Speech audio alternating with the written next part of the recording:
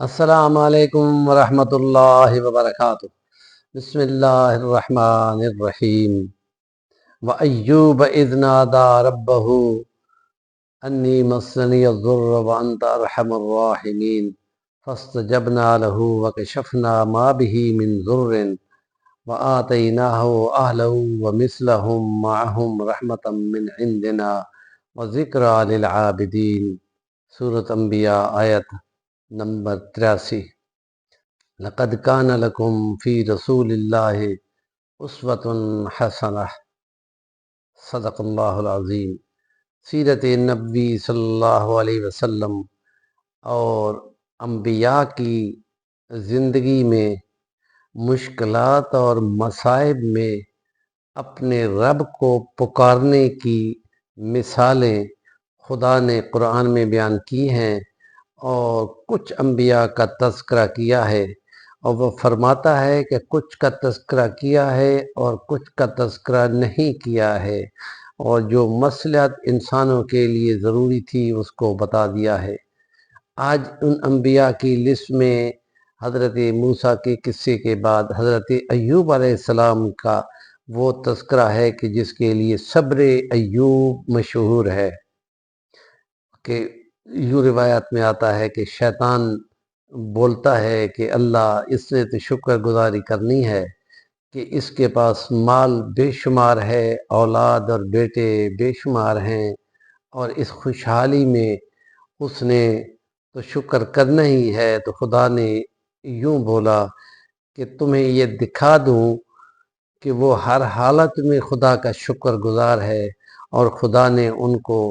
اس آزمائش سے گزارا کہ ان کی اولاد ساری فوت ہو گئی، بیٹے سارے فوت ہو گئے، اللہ کے پاس جا چکے، اور پھر ان کے جسم پہ الرجی کی تکلیف آ گئی، جس کی وجہ سے ان کے جسم پہ بہت زیادہ بیماری آ گئی، اور اس بیماری کی وجہ سے انہوں نے یوں بولا کہ اے خدا، بے شک بیماری بھی تیری آزمائش ہے، لیکن میں چاہتا ہوں کہ میری زبان محفوظ رہے تاکہ میں تیری یادوں میں مصروف رہوں۔ تو اس وقت خدا نے شیطان سے پوچھا کہ بول اب بتا، میں نہ کہتا تھا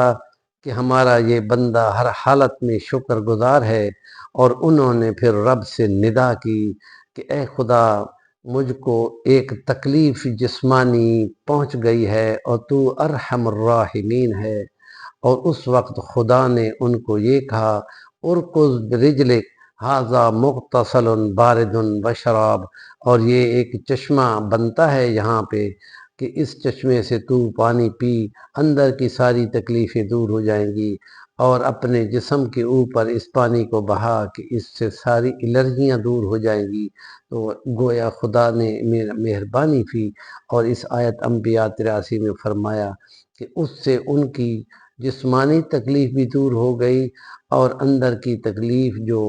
بیماری جسم کے اندر تھی وہ بھی دور ہو گئی، اور بہت بھلے چنگے انسان بن گئے۔ اور پھر خدا یوں فرماتا ہے کہ میں نے اس کو ویسا مال متا دے دیا، اور اس کی برکت آ گئی، اور ان کو خدا نے بیٹے دے دیے، اور پھر انہوں نے